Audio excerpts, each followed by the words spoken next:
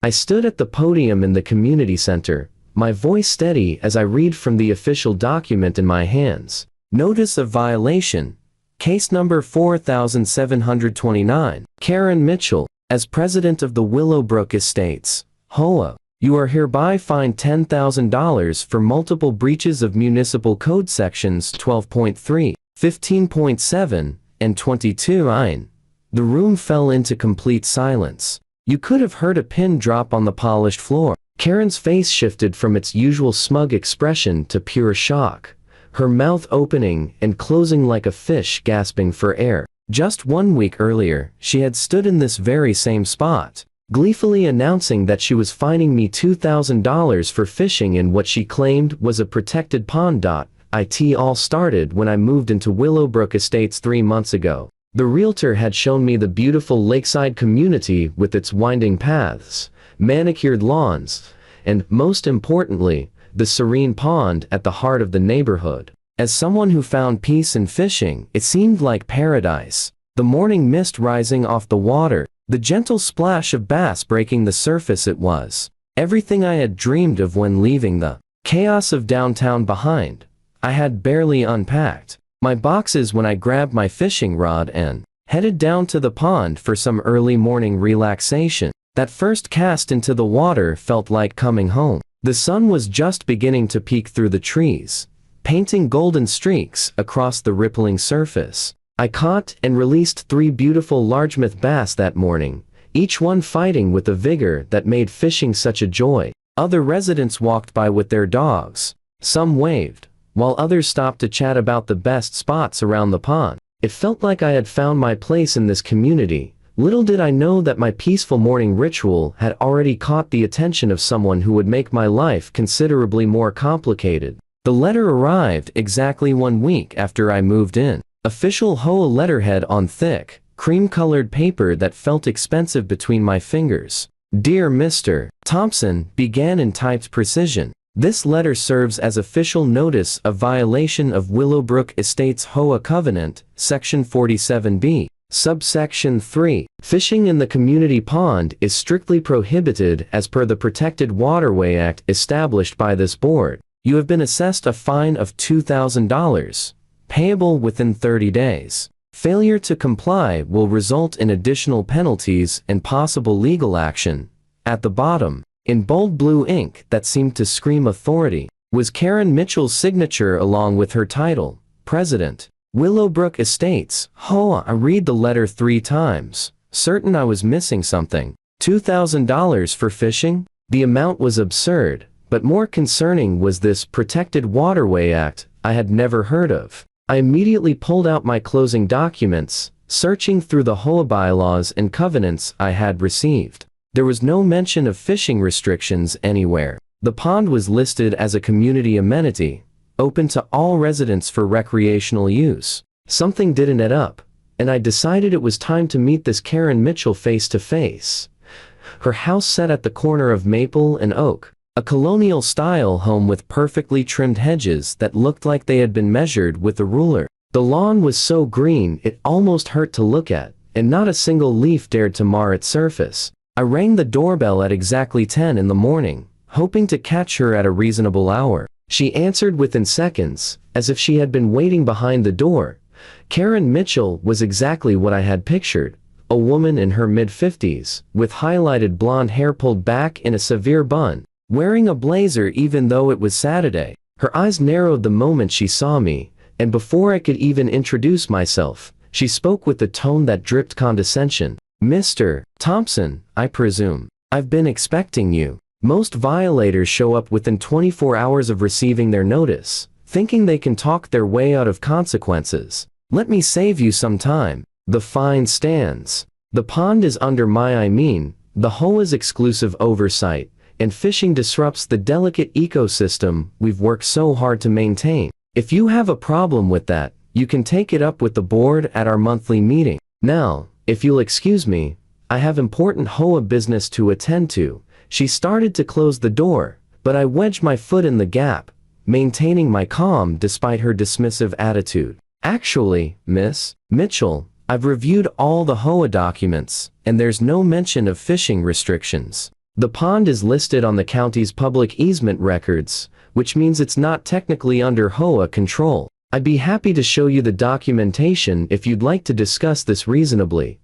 Her face turned an interesting shade of red, and she yanked the door open wider, stepping out onto her porch like a general preparing for battle. Public easement? Let me tell you something about public easements, Mr. Thompson. I've been president of this HOA for 8 years. 8 years. I know every inch of this community, every rule, every covenant, and every resident who thinks they're too special to follow them. That pond has been under HOA protection since I took office. And if you don't like it, you can move.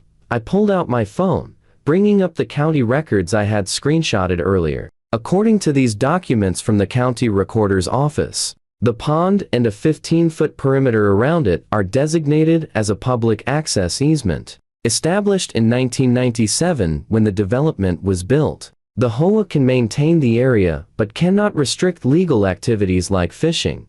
I kept my voice level and professional. Even as her face contorted with rage, she snatched the phone from my hand, squinting at the screen before shoving it back at me with enough force to make me step backward. Those records are outdated. The HOA board voted to assume full control 3 years ago. I have the minutes from that meeting in my files. Besides, even if what you're saying is true, which it isn't, I can still fine you for disturbing the peace, creating a nuisance, or any number of other violations I see fit. That's the beauty of being president. I interpret the rules, and right now I'm interpreting that you owe $2,000. Pay it, or I'll make it 4,000. She spun on her heel and marched back inside, slamming the door with enough force to rattle the decorative wreath hanging on it. Walking back to my house, I passed several neighbors working in their yards. When I made eye contact, they quickly looked away, busying themselves with already perfect flower beds. It wasn't until I reached the end of the street that someone finally approached me. An elderly man named George, who lived 3 houses down, glanced around nervously before speaking in a hushed tone. "You're the new guy who got fined for fishing, aren't you? Word travels fast around here. Listen, son, Karen's been pulling stunts like this for years. She fined the Johnsons $500 for having their trash cans visible from the street for 10 minutes after pickup. The Patel family got hit with a $1,000 fine for their daughter's chalk drawings on their own driveway. We've all just learned to pay up and stay quiet. It's easier than fighting her, but none of that sounds legal," I said, with genuine confusion. "Surely someone has challenged these fines before." George shook his head sadly. "You don't understand. Karen has connections. Her brother-in-law is a lawyer who sends threatening letters if anyone pushes back. She's got the board wrapped around her finger because she handpicked them all, and she keeps meticulous records of every tiny infraction. Cross her once, and suddenly you're getting fined for grass that's a 1/4 inch too tall, or a mailbox that's the wrong shade of black. Trust me, just pay the fishing fine and keep your head down." But keeping my head down had never been my style. That evening, I sat at my computer and began researching. First, I dove deep into the municipal codes governing HOA authorities in our county. Then I studied the state laws regarding easements and public access. The more I read, the more convinced I became that Karen was operating far outside her legal authority. But it wasn't until I started searching through online forums and local news archives that I struck gold. Buried in a 3-year-old discussion thread was a mention of Karen Mitchell being investigated for misuse of HOA funds at her previous community. The investigation had been dropped, but the timing lined up perfectly with when she became president at Willowbrook Estates. I spent the next 3 days building my case, as if I were preparing for trial. I filed formal requests with the county for all records related to our HOA and the pond easement. I reached out to former board members through social media, and several agreed to speak with me off the record. What they told me painted a picture of a woman who had systematically consolidated power, pushed out anyone who questioned her, and used HOA funds for everything from personal landscaping to vacation trips disguised as HOA conferences. But the smoking gun came when I obtained copies of the actual HOA meeting minutes through a public records request. The meeting where Karen claimed the board voted to take control of the pond, it never happened. The minutes for that date showed a routine discussion of lawn maintenance and nothing more. Armed with evidence, I decided to take a calculated risk. I printed out all my findings, organized them into a comprehensive folder, and mailed copies to every house in the neighborhood. But I didn't stop there. I also filed formal complaints with the City Code Enforcement Office, the County Commissioner's Office, and the State Attorney General's Consumer Protection Division. The complaint detailed not just my fishing fine, but a pattern of illegal fines, misappropriation of funds, and abuse of power dating back years. I included receipts, meeting minutes, bank statements that residents had shared with me, and a timeline that showed how Karen had systematically violated both HOA bylaws and state law. The response was faster than I expected. Within 2 days, I received a call from the city's code enforcement director. They were opening a formal investigation into the HOA's practices. The county commissioner's office scheduled an emergency review of the easement status. But the real fireworks started when Karen found out about the complaints. She showed up at my door at 7 o'clock in the morning, pounding so hard I thought she might break it down. When I opened it, she was practically vibrating with rage, her face purple and her hands clenched into fists. "You think you're clever, don't you?" she snarled with such venom I could practically feel it. "Filing complaints, spreading lies, turning the neighborhood against me. I've worked too hard to let some newcomer destroy everything I've built. You want a war? You've got one. I'm calling an emergency board meeting tonight, and we're going to fine you for everything. Your grass is too long. Your car is parked crooked. Your mailbox is dirty. By the time I'm done, you'll owe this HOA $20,000. I remained calm, pulling out my phone to record the interaction. "Miss Mitchell, are you threatening to issue retaliatory fines because I filed legitimate complaints about your illegal activities?" She realized too late that I was recording. Her eyes widened before narrowing into slits. "That's not what I said. You're twisting my words. Turn that off right now, or I'll add harassment to your list of violations." She spun around and stormed off, but not before kicking over my recycling bin in a final act of petty rage. That evening's emergency board meeting was standing room only. Word had spread about the investigation, and residents who had been silent for years suddenly found their voices. The meeting agenda listed only one item discussing the Thompson fishing violation, but it quickly spiraled into something much bigger. As Karen called the meeting to order, I noticed 3 important additions to the audience: a representative from the City Code Enforcement Office, a county official, and, most surprisingly, a detective from the Economic Crimes Unit. Karen's confident demeanor faltered when she spotted them, but she pressed on with forced authority. "We're here tonight to address the malicious campaign being waged against this board by our newest resident," she began, her voice trembling. "Mr. Thompson has filed false complaints and spread libelous information throughout our community. I move that we impose the maximum allowable fines for his numerous violations." But before she could continue, the city representative stood up. "Actually, Miss Mitchell, we're here to address the complaints filed against you and this board. Our preliminary investigation has found significant irregularities in your enforcement practices and financial management."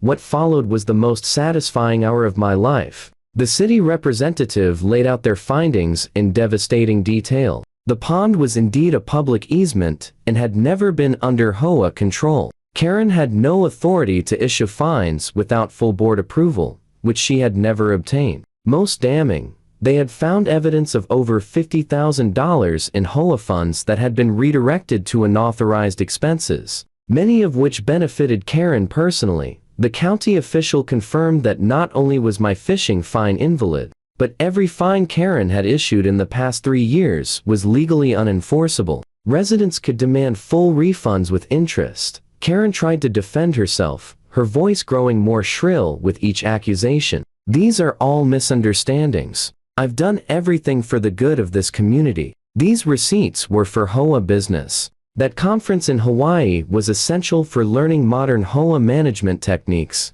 but her explanations fell apart under scrutiny." The detective asked pointed questions about specific transactions, and Karen's answers became increasingly incoherent. Finally, she turned to the board members she had handpicked, expecting support. Instead, they sat in stony silence, already calculating their own legal exposure.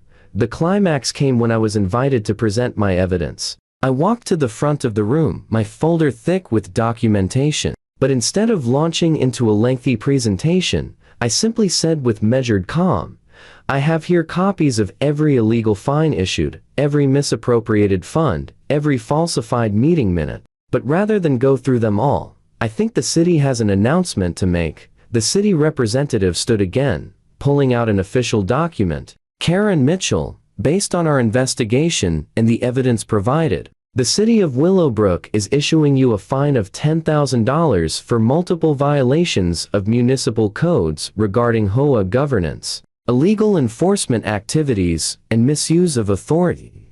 The room erupted. Residents cheered, some even standing to applaud. Karen's face cycled through every shade of red, before settling on a ghostly white. She gripped the podium with both hands, her knuckles white as she struggled to process what was happening.